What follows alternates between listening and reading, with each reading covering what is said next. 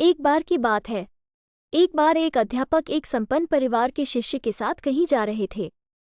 तो उस शिष्य को कुछ मजाक सूझी क्योंकि उसको रास्ते में किसी गरीब मजदूर के जूते दिखाई दिए। उसने अध्यापक से कहा, गुरुजी, अगर हम इन जूतों को छुपा दें तो कितना मजा आएगा। अब उसको तो मजाक सूझ रहा था, लेकिन गुरुजी ने कहा कि नहीं, गरीब इंसान के साथ इस तरह का भद्दा मजाक करना ठीक नहीं है। उसने कहा, क्यों ना हम इन जूतों में कुछ सिक्के डाल दें और देखें कि इसका इस गरीब मजदूर पर क्या प्रभाव पड़ता है।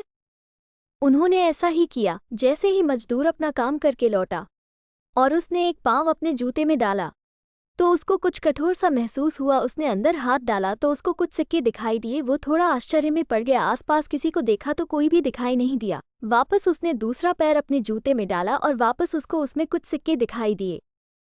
अब दोनों जूतों के सिक्कों को उसने अपने हाथों में रखा और प्रभु की तरफ इशारा किया है, प्रभु, पता नहीं किस भले मानुष ने ये सिक्के मेरे जूतों में छुपाए हैं, लेकिन जिसने भी छुपाए हैं उसको मेरी दुआ है ताकि इन पैसों से मैं अपने बच्चों और पत्नी के लिए कुछ खाना और दवाएं ला सकूंगा। और इतना बोलकर वो चला गया।